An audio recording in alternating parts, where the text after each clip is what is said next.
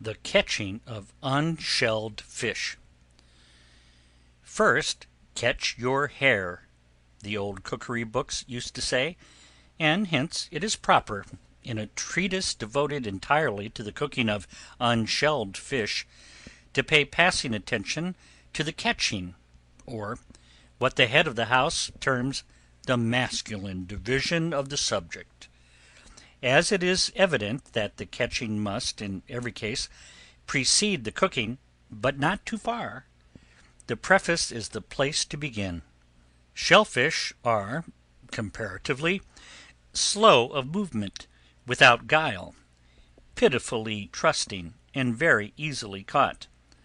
Observe the difference between the chunk of mutton and 4 feet of string with which one goes crabbing, and the complicated hooks, rods, flies, and reels devoted to the capture of unshelled fish.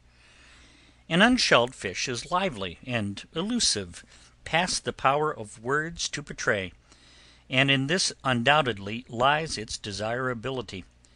People will travel for 2 nights and a day to some spot where unshelled fish had once been seen, taking $59.99 worth of fishing tackle, marked down from $60 for today only, rent a canoe, hire a guide at more than human life is worth in courts of law, and work with dogged patience from gray dawn till sunset. And for what?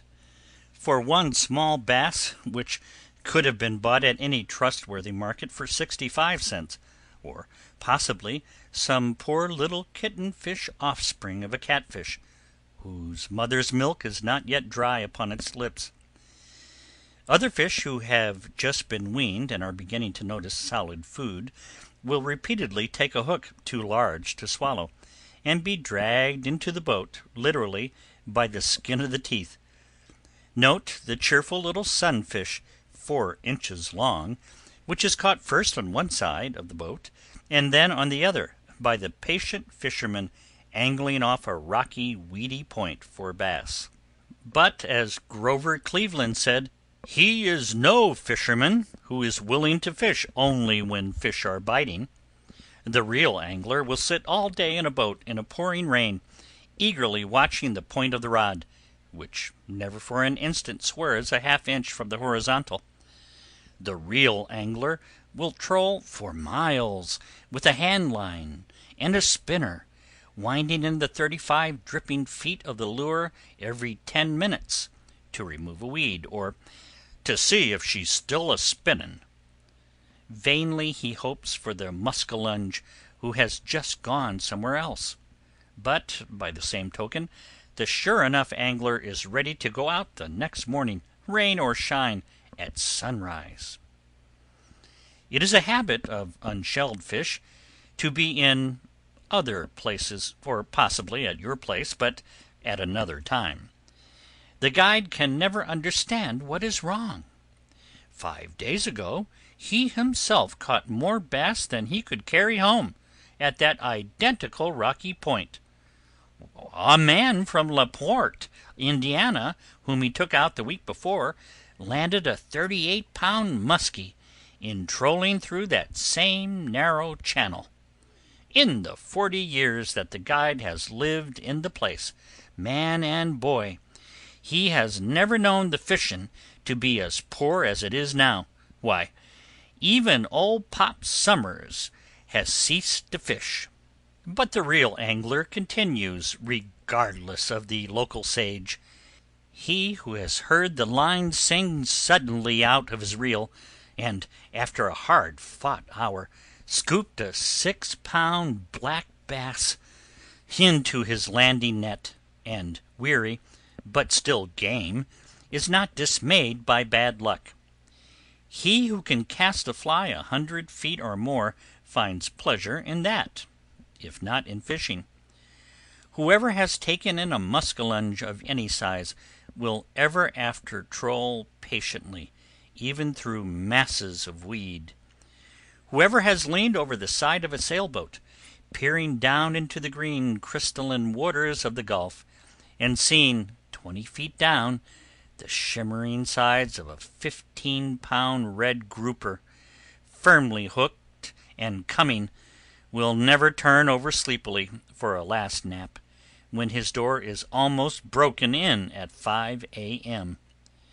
And, fish or no fish, there are compensations.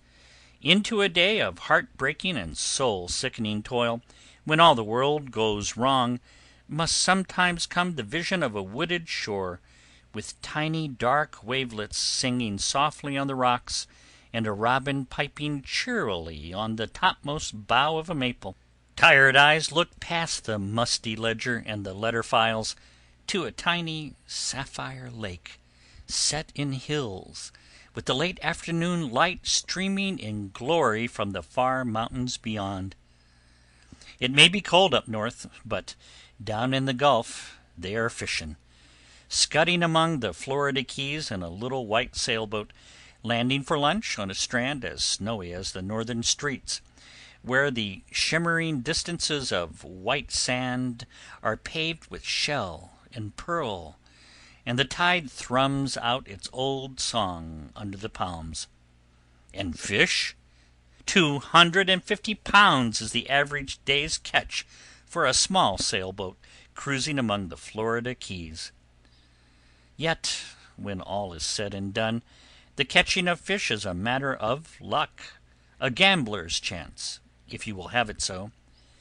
The cooking, in unskilled hands, is also a lottery, but by following the appended recipes becomes an art to which scientific principles have been faithfully applied.